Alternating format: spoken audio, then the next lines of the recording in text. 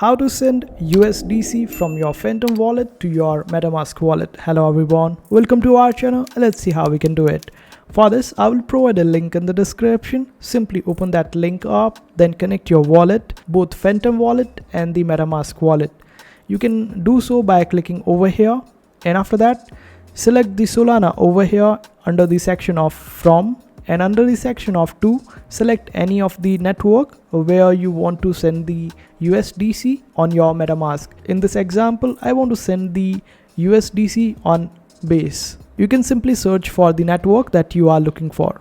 So just do that, then type the amount that you want to send and click on send. And this way, after approving the transaction, you would be able to receive the USDC from your Phantom wallet to your Metamask wallet. And this is how you do it.